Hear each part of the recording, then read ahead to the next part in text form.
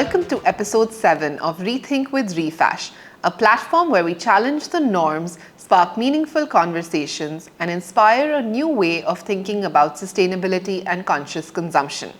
I'm your host, Akanksha Kela Akashi, the founder of Refash, and today I'm joined by Bhaavya Goenka, the founder of IRO IRO.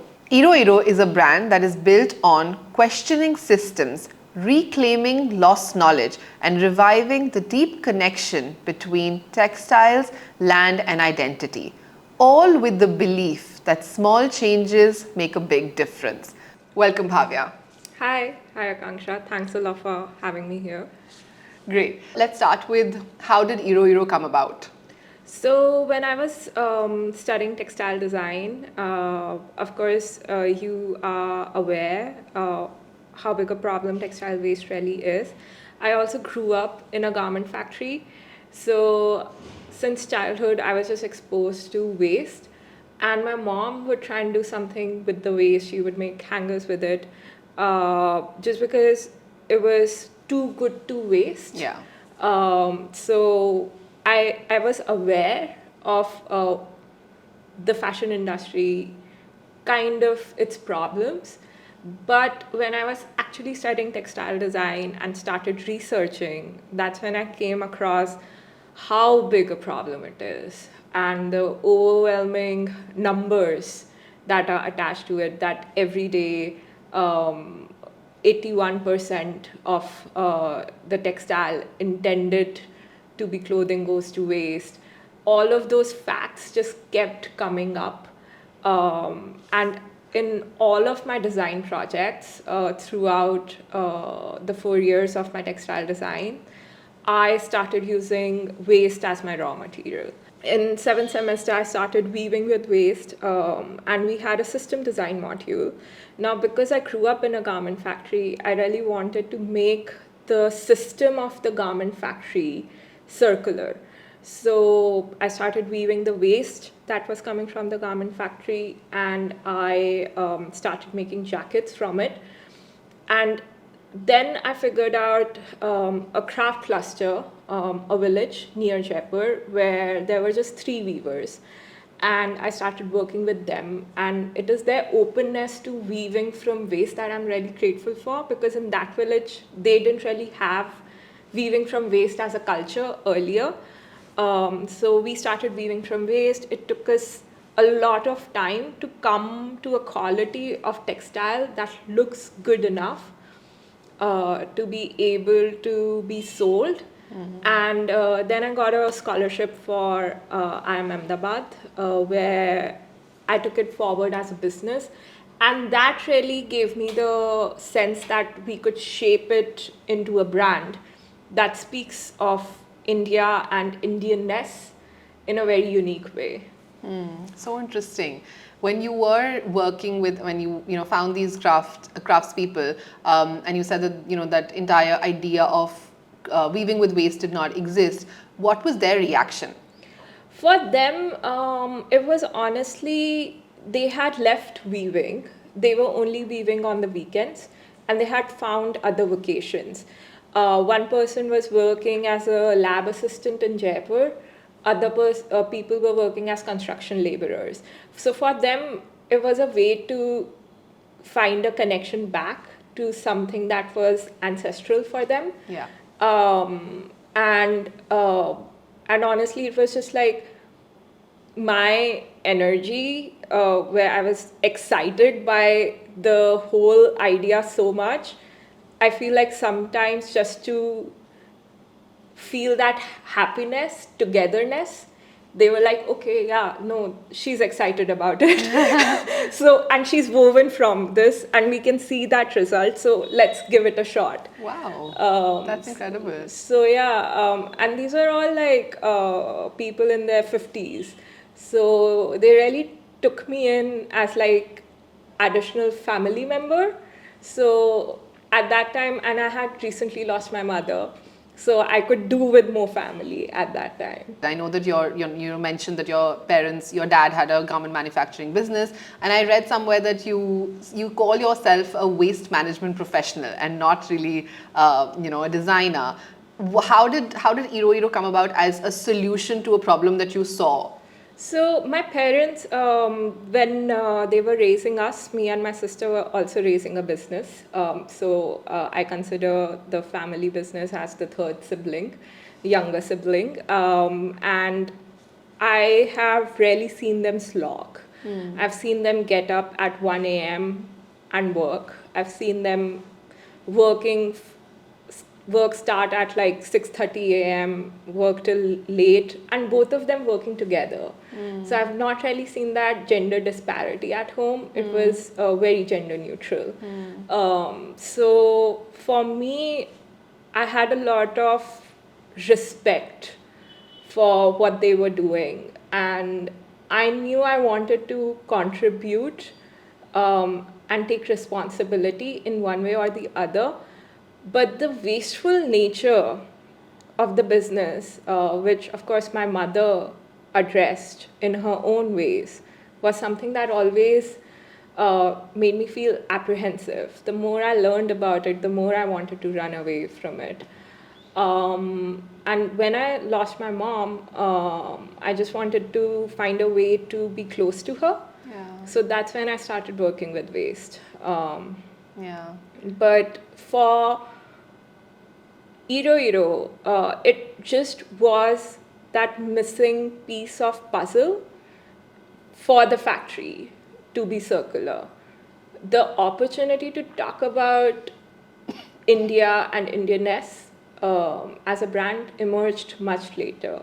We still, first and foremost, operate as a solution and secondary as a brand. What do you think your mom would really say when she sees you, and the work that you've done with IRO IRO today? What do you think her reaction would be? I think she'd just say to keep going. She wasn't the one who would, be very celebrate. Like she wouldn't be very boastful. She was very, you gotta keep going. You gotta let your work speak for you. Yeah. But she ignited that fire in you that's For still, sure. yeah, that's For still sure. going on. And I'm sure she'd be very proud to see what I you hope built so. with this. What about your dad and your sister? I know that there's still, that garment manufacturing unit still exists. So they're Yeah. taking care of that. We all three of us, we still manage everything together. We don't have a management team as of yet. We are a small manufacturing unit, but we are very conscious about quality, and we are very conscious about the quality of lives of the people who work with us. We've had customers come in and say that, can you make this garment for $3? We'll give you an order of 20,000 pieces. Yeah. And I've seen my father and my mother say no to it. So they work with a lot of integrity. My father often says something on the lines of, if when you're making something, when you're cooking something, and if you're happy, that dish turns out really good. Yeah. It's the same with tailoring. If your tailors are happy, whatever they make will turn out really good. Yeah. So we gotta take care of our people. How beautiful is that? And that's very, not too many people think like that, especially in the fashion ecosystem where everything is about the bottom line and everything is about that, to be able to sort of exploit the workers because they're the voiceless and they're the most vulnerable. I think this is such a different perspective, and we definitely need more people like your father and yourself who are leaders in that thought process. I feel like every opportunity to design is an opportunity to communicate. So not only communicate to the customer, but also communicate with everyone in the fashion supply chain. What is that communication? Is it one of exploitation? Is it one of hierarchy? Or is it one of community? You've also spoken about reviving, decolonizing, and decentralizing fashion. What do you think that, firstly, explain that thought process to us. So when I started out, once I started working from the village, what became really clear to me that at that point, what we need is to take income opportunities to the villages instead of having artisans move. they have a quality of life in the village. They have lands that they can farm, they have their families, they have their homes. Uh, but what the fashion industry demands is a centralization, is for everyone to work from the same city, to be able to produce faster, to be able to sample faster. Yeah. But what it does is that it degrades the quality of life Yeah. for the people who are immigrating. So what became very clear to me quickly within a month of me going to that village was that I need to bring the income opportunities here instead of expecting the artisans to move for business, because they were already doing that. They were working as construction laborers, earning 900 rupees a day, Yeah. and sending that money back to home, living in like one room, 8 people living in one room, when they have their whole lives and homes and farms in the village. Yeah, but do you think that, in India or, globally also we've seen that people moving from, say, the countryside or the villages to the cities is perceived as success, even if the quality of your life degrades. And I'm guessing, with the villagers and the artisans also, they want to send out the next generation to say that we're here, we probably, because of our, limitations can't move, but we'd like for us, we want you to be able to live in a city and live the city life. Do you think that that is also something that's now being challenged? I think my job is to create choice. I'm not doing the same thing my father is doing. I was given that choice. So my job is to create that choice. So now if, say, Savita Devi's daughter wants to go to a college and wants to become a professor, that's her choice. I'm no one to tell anyone to stay in the village. But I can create a choice that now you can earn enough and Even if be you respected decide to stay home. for work that you do. And you need not do the same work as your parents do. Maybe other younger people are interested in this whose parents are not in artisans.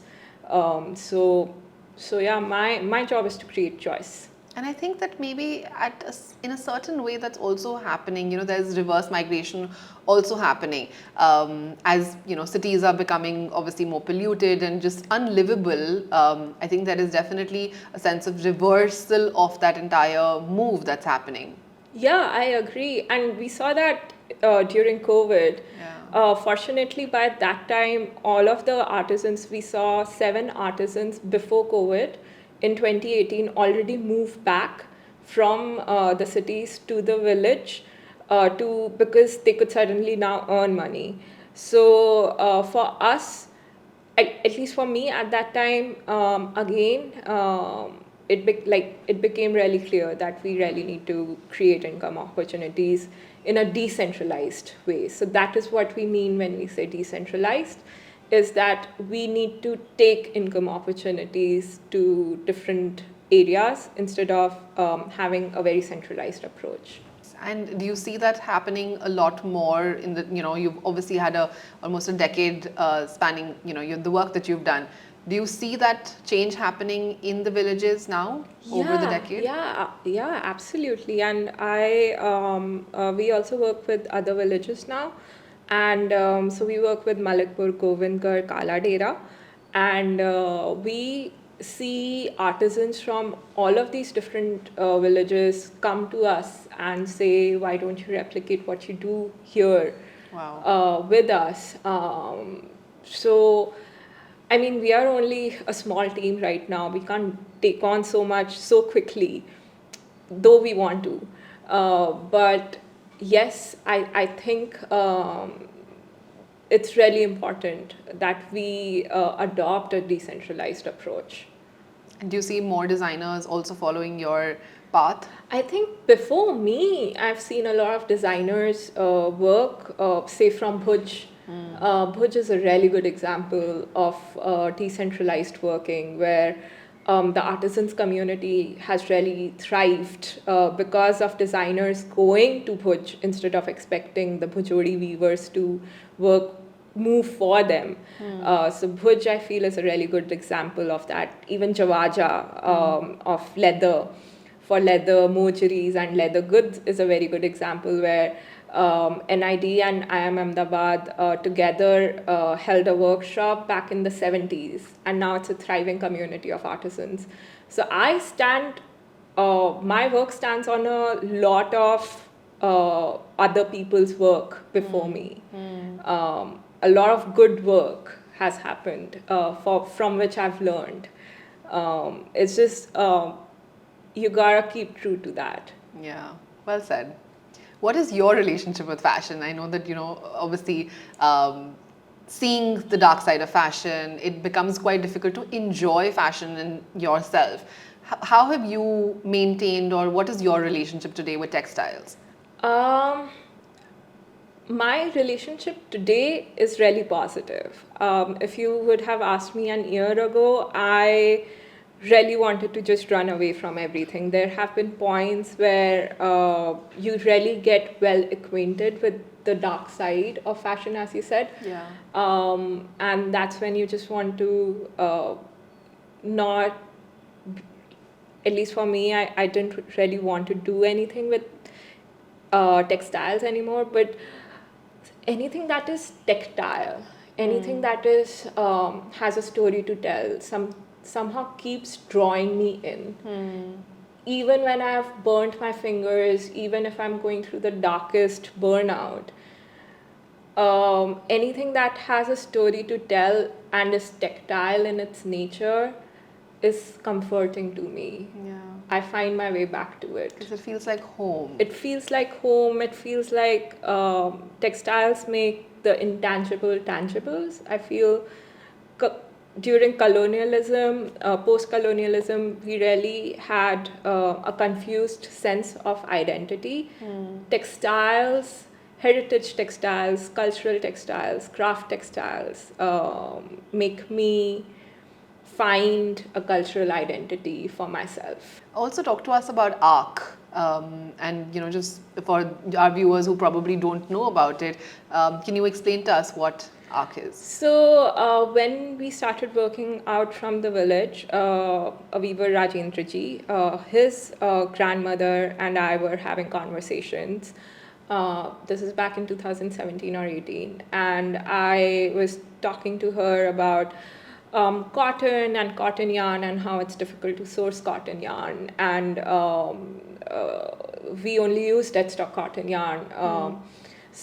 But sometimes it's difficult to get the same quality of deadstock cotton yarn. So she then spoke about a fiber that she had seen her ancestors spinning when she was a child, and it was akhda.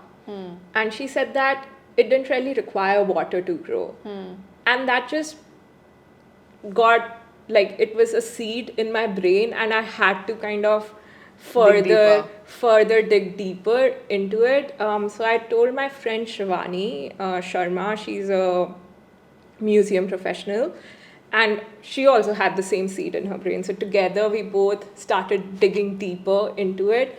And she found out all of these British records of that stated that Indian farmer is a brute for not taking care of his crop, because akhda grows as a wild crop. It doesn't really require care. But now we know that the best crops are the crops that don't really require care. This is a fiber that doesn't really require water, but we lost that knowledge because during colonialism, the British wanted us to only grow cotton, which they could spin into yarn in Manchester. So we lost, I think, 171 types of different fibers, as documented by Usrama and Meena Menon in their book. So we started researching on akhda specifically and how could we revive it back in the region. It's still an ongoing R&D project. Any R&D project requires a lot of grants, a lot of funds. So whenever we are able to get a fund, we start work on it immediately. When there's not enough funds in it, we take a pause. How long has this been going on, the project? 18, we were able to spin yarn from the fiber. We were able to weave some of it, but we need to figure out a way to weave it, spin it in a mill for it And to. where was this revival happening? In the same village, Govindgarh. Okay. And this yarn has the luster of a silk. So when we say that the luster of the silk can only come from cocoons, I don't think that's true, because I'm sure there are so many more fibers that'll be able to give us that luster. Wow. I mean, this is incredible for me to discover as well, because, like you rightly said, that because of the colonial rule, there's so much knowledge that was just put aside, just sidelined. And I think that that's really, I think through conversations like these, we definitely hope for a revival in that, sort of aspect. And how do you think that that has also affected the way that our relationship with land and identity and culture has evolved? I think I feel largely there is a disconnect with our fast-paced lives, especially in urban cities, a disconnect between us, the land, the nature. And I feel like that is leaving us very isolated, and that is leaving us with more psychological and mental health problems. I've had my own mental health problems that I've had to address. One of the things that helped me most was connection. Connection to community, connection to nature, connection to all of this lost knowledge. So I definitely feel there's a huge disconnect. How does reversal of that happen? And also at a faster pace, because reversal can happen, like you said, that it needs grants and money and time and effort. If we wanted to, say, see it in our lifetime, how do we make that happen? As I said, it requires a lot of stakeholders to come together. I mean, I get excited by things very easily, and I give myself completely to a project. But we need money to sustain ourselves, and we need other stakeholders to participate in it. I was really fortunate that my friend Shivani agreed and had the same curious seed in her about this particular idea, so we could research on it further together. Yeah. And similarly, for other projects that I've taken up, research projects I've taken up, I've found collaborators. Yeah. So we need more people who are coming from different professional skills to work together. Maybe for this project now we need a textile engineer who has the same curious seed in them to take it forward. And I do feel conversations. I just had that one conversation with the grandmother, and we were able to get so much out of that. So I definitely feel we need to talk to each other more. I mean, as Refash, we'd love to see how we can maybe contribute and, propel this movement forward slightly faster than it would otherwise. But yeah, there's so much that, there's so much. I love how you spoke about connection, because I think that that is the true missing part in this entire sort of puzzle today, because like, moving to cities, everyone's so busy, etc. I think that that is connection with nature, connection with each other. Living in the same home, sometimes we're not connected to each other. So I think that, yeah, there's definitely, so many aspects that you've touched upon that have really struck a chord with me. Let's go back to your 19-year-old self. And do you think that today, if she was to, see you and what you built with IRO IRO, do you think that's something that she would remind you of? As I said earlier, the more I learned about textile waste, the more I wanted to run away from the fashion industry. Not only textile waste, but just the general exploitation, the more I wanted to run away from it. So she would be very surprised that I'm still here. I'm working from villages. I'm working in, I have the lifestyle I have, and I'm working with waste. She will be really surprised. But at the same time, I'm really grateful to her because when I was 19 is when my mom was diagnosed with cancer. So I'm really grateful to her for sticking it out and really dedicating herself to work. Yeah, that must have been a really, really difficult phase for you as well. Yeah, it was just at that time, I just wanted to make sure my mom knows that I'll be okay. Yeah, I'm sure she does know that today, and it just makes me feel like there's always like a higher purpose for a lot of things that happen in our life. And even though maybe your 19-year-old self would have felt like this is a place that I want to run away from, I think that's seeing you create this change today would also somewhere make her happy. For sure, because she's also someone who got really excited about crafts and textiles. But the exploitation just made her want to run away so badly. Yeah. But I think it's realizing over time, I have agency. I come from a place of privilege.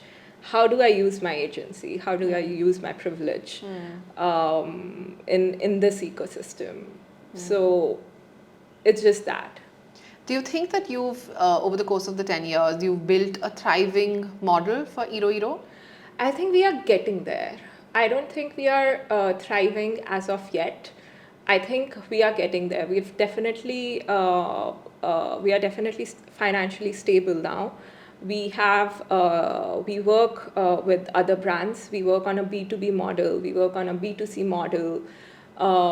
We work through different retailers. So we've really tested out a lot of different ways of working.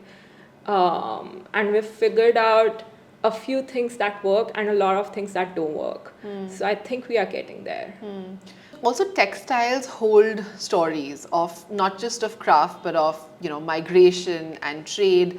What is any textile or technique that feels deeply personal to you?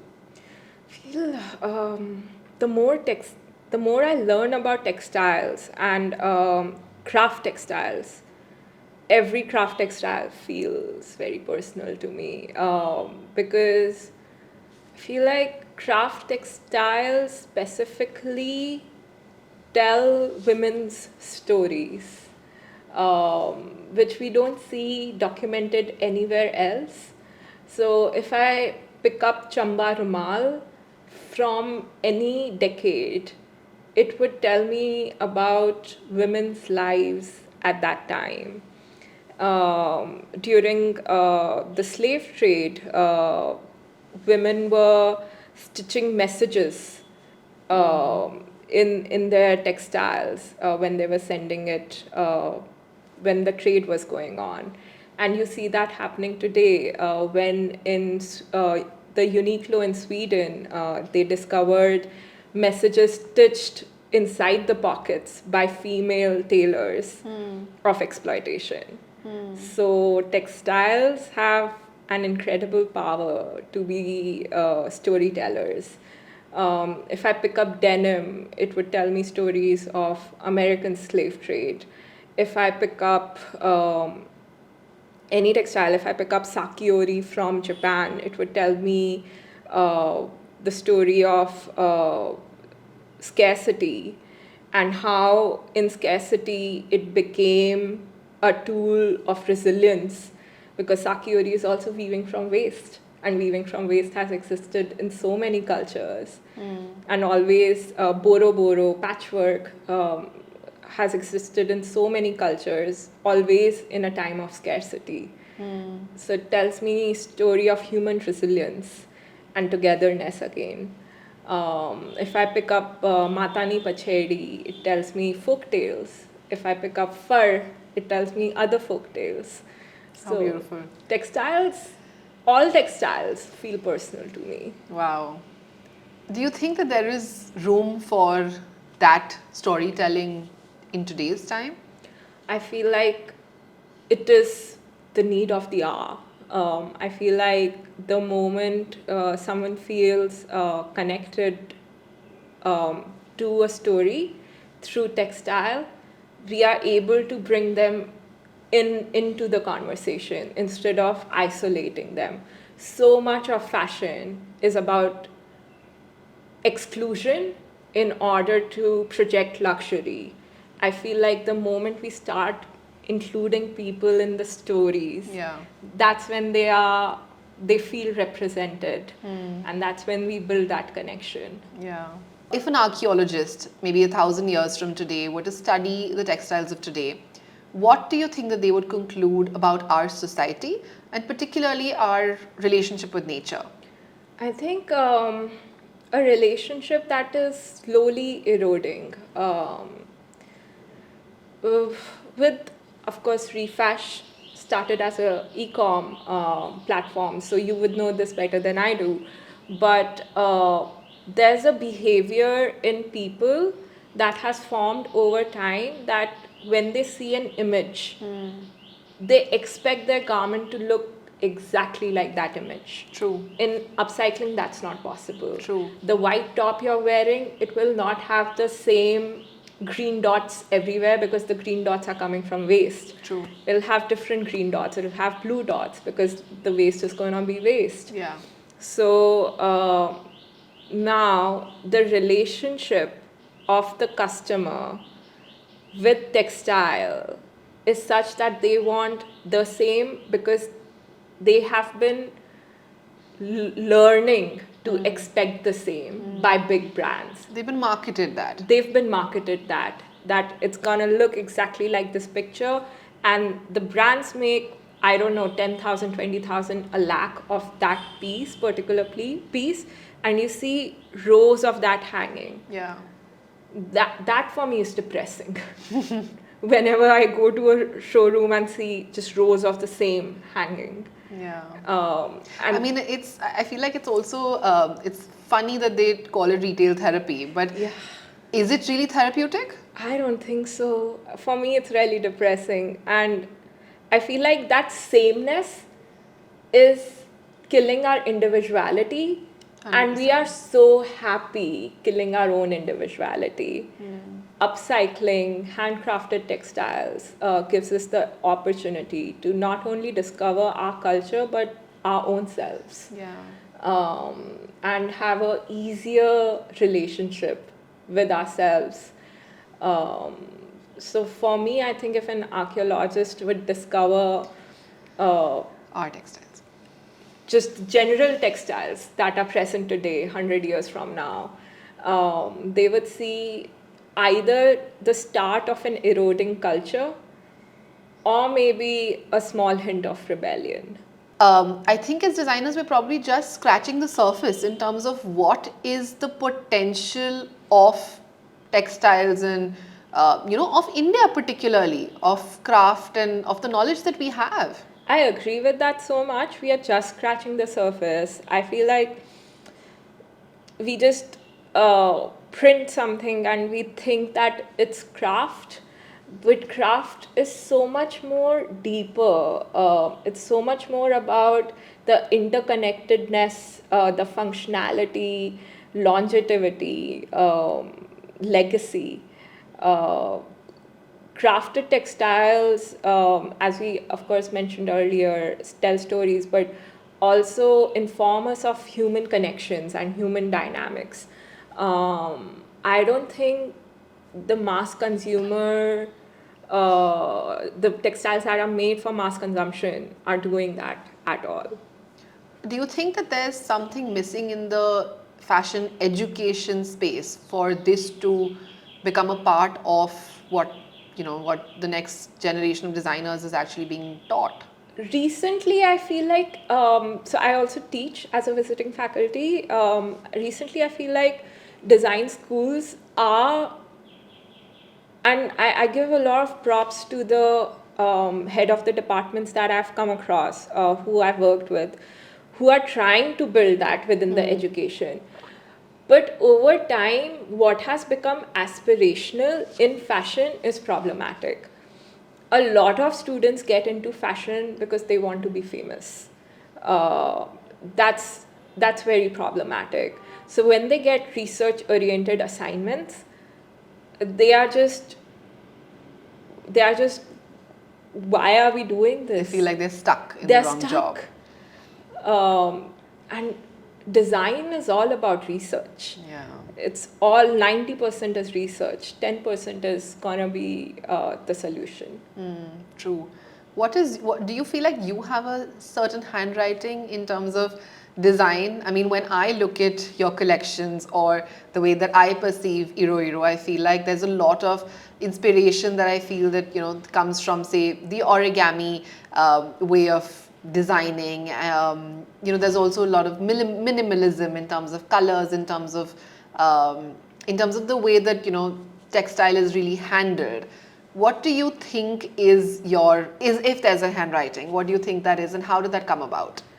So because I studied textiles, I didn't really know garment construction. I had to teach myself garment construction, and then I had to teach myself zero waste pattern making.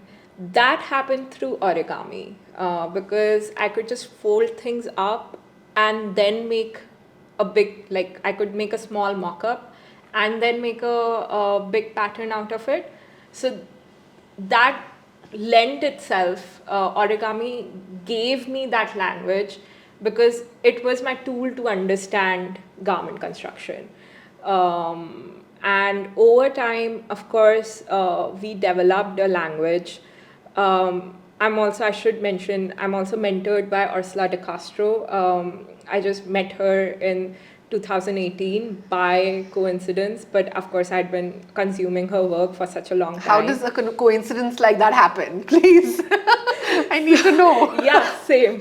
At that time, so I had been consuming a lot of her work, right? And she has been on the forefront of the whole movement for such a long time.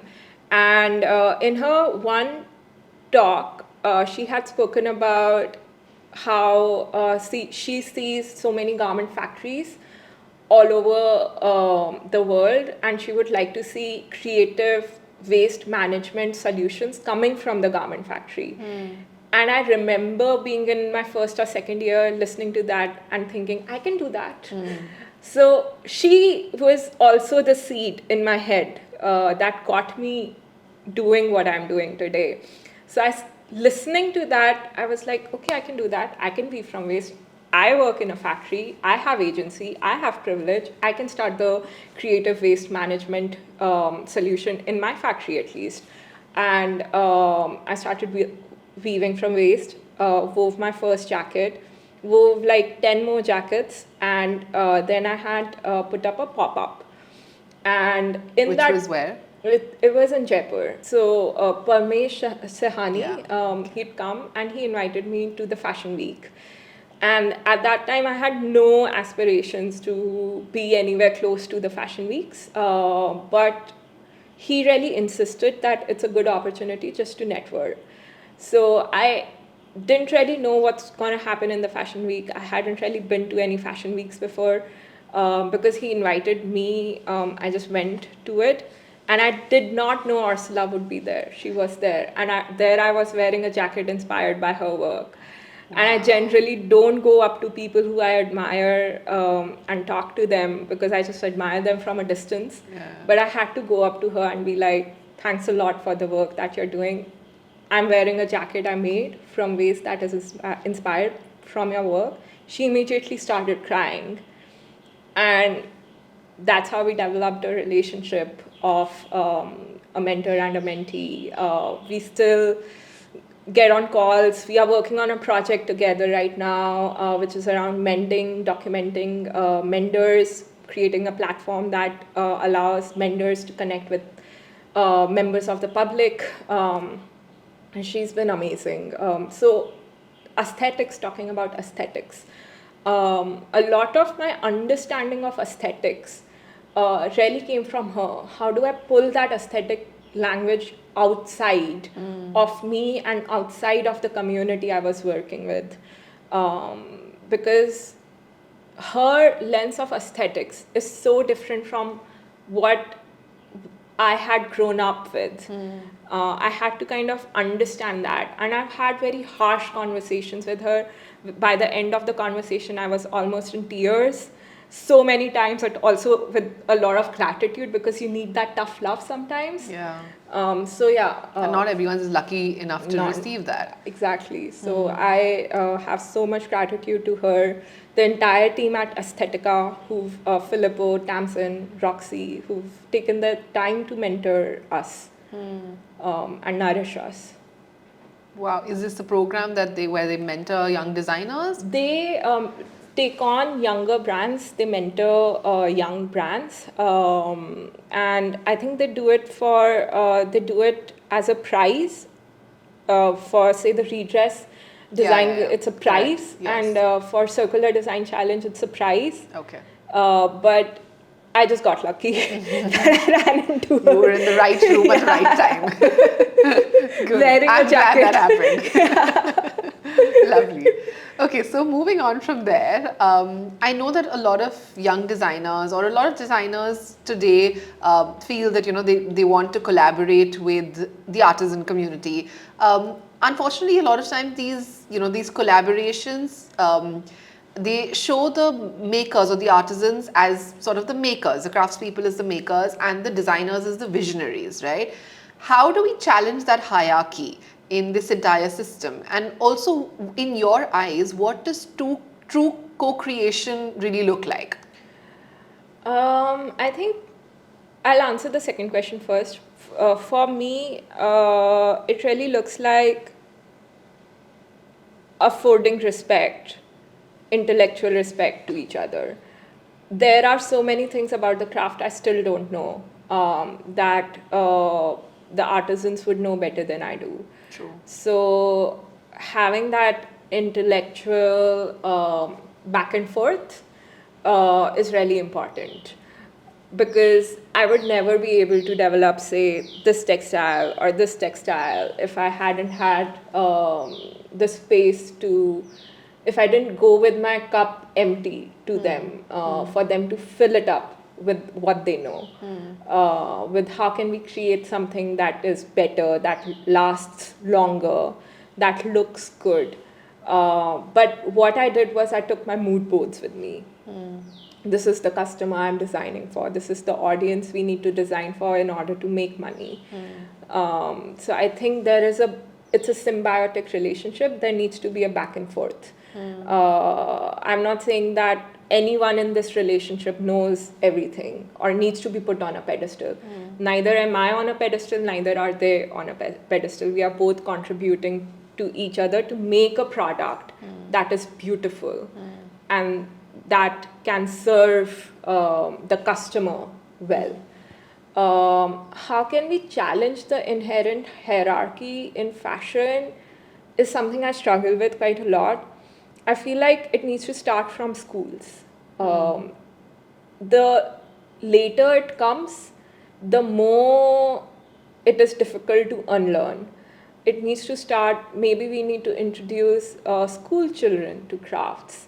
In fashion institutes, it's already happening. I feel some institutes, NID, Anand, are introducing, IICD are introducing their design students to artisans from year one and introducing them to a co-creative kind of a approach in design.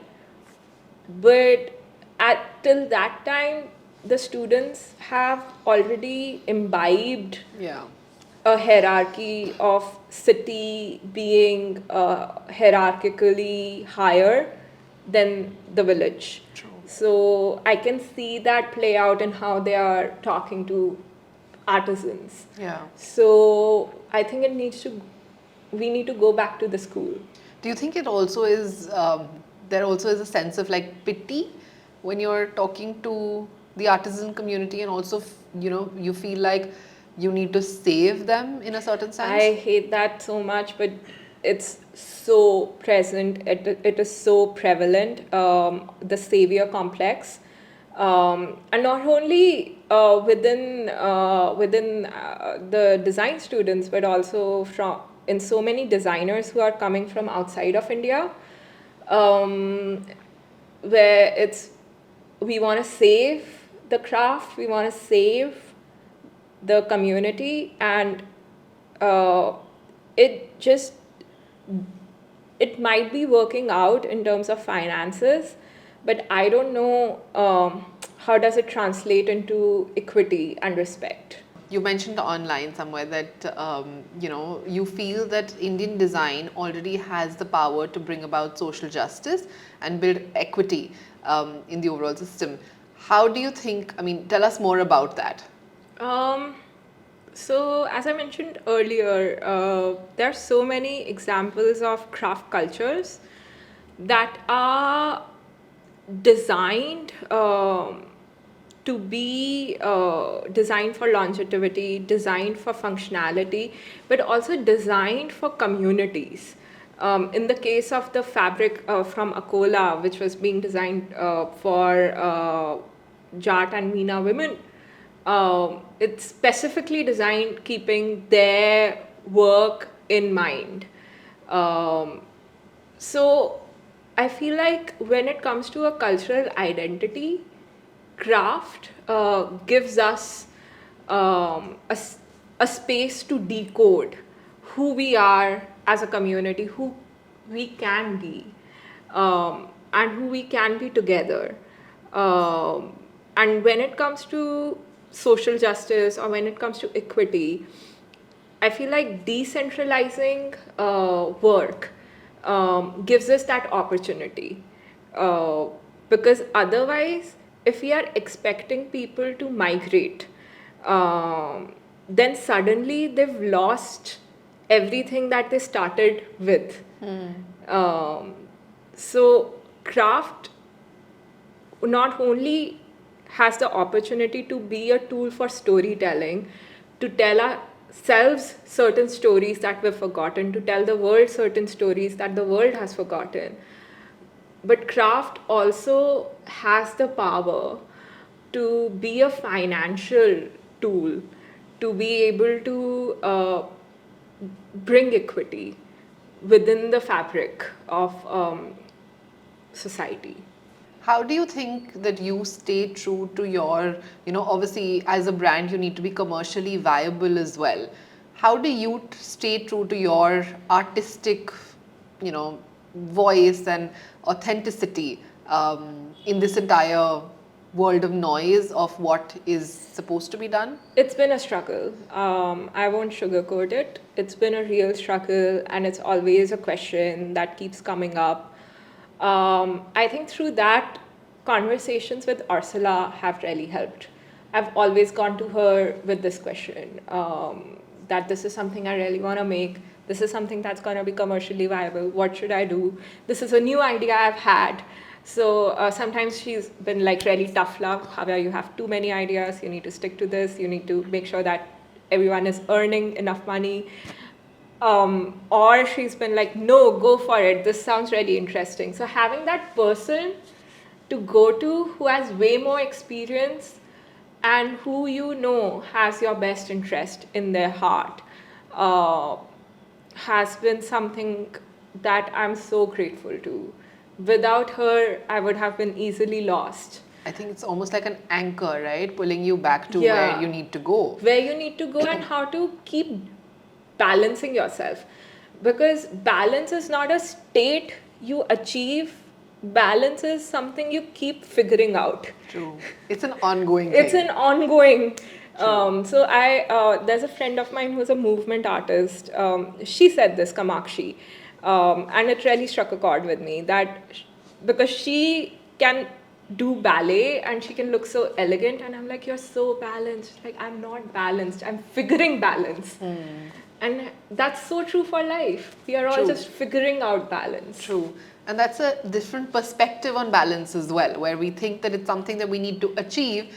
I mean, it's in a way kind of making us understand that balance is just something that we need to strive for on an everyday basis. Every day, every moment basis. Yeah, I think that, I resonate with that a lot because I feel like I'm struggling a lot with, sort of work-life balance or being, a mother and being able to give my 100% to work, etc. I think that, that it's it's making me feel like it's not something that I need to really achieve, and I feel like maybe one day, you constantly feel like you'll achieve it one day, Yeah. right? But I think there's comfort in knowing that a little bit of that balance is something that you need to sort of, that's there on an everyday basis. Everyday basis, it's a state of flow, I feel. Yeah, how beautifully you put that.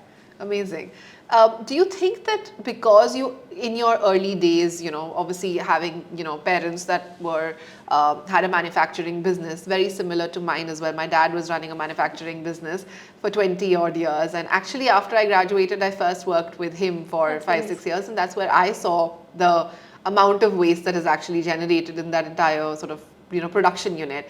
Do you think that you got an edge over people who would, as a designer, if you were to sort of discover it much later on when you were visiting factories per se, as against, growing up in that facility? I think everyone comes with their own pros and cons. Everyone has their own privileges. That being said, definitely growing up so close to the process of making garments made me think about the process of making at a very early age on an everyday basis. Breakfast table conversations were all about this, dinner table conversations were all about this. So definitely in terms of thinking, I was introduced to the process much early on. And of course, that thinking evolved into IRO IRO. So I don't know if I see it so much as an edge. I see it more of it as my journey. That this is what because it can sometimes also feel like a lot to carry on, a lot to, because we don't operate like an independent brand. We first and foremost operate like a solution to a systemic problem. We don't have the agility that an independent brand would. So we don't do a lot of things that an independent brand would. So then it's also making sure that we are I'm very acquainted with that reality on an everyday basis. Where did you find your first set of, customers, or where do you feel like the Indian consumer is your consumer, or do you see that the global consumer has been more accepting of your ideology? In terms of B2B, yes, global consumers, global collaborations have definitely helped and nourished the brand quite a lot. In B2C, it's really a person who is, before making any purchase, asking themselves, do I litter or do I do the alternative? It doesn't matter their age, it doesn't matter their nationality. I've seen the same person who is 70 years old living in Jaipur play with our garments similarly as, say, a 25-year-old living in Boston. So it's more about having that thoughtfulness and having that playfulness, and having a desire to feel connected. Interesting. I love how you put that. Do you think that in an alternate universe you'd be doing something completely different? And if yes, what would that be? Maybe architecture. Yeah, even despite that. Despite, rigidness that you saw. I'll be very frustrated with it. I'll be very irritated by it. But if I were, because that's what I went to do in the first place. Maybe architecture. I mean, it's interesting that you mentioned that, because when I was growing up, I was very certain that I would pursue architecture. And I mean, I don't know if it was what it was, but it was something that was very, I loved the structured design aspect of it. And when I was in school, you could either pursue science, commerce, or the arts, right? And I was very certain that I don't want to get into science. So commerce seemed like the easier option to pick. So then architecture was completely out, and hence then I said, okay, if not architecture, I still want to do design because to fuel my creativity, and that's how fashion design happened. But just over the weekend, we were watching a movie, my husband and I, and it was about how in the post-war era in Central America, the whole movie was basically around the Bauhaus movement coming to Central America. Brutalist. Yes, yes. And I honestly, it was a very long movie. For an English movie, it was almost 3.5. Have you seen it? No, I haven't yet. Almost 3.5 hours.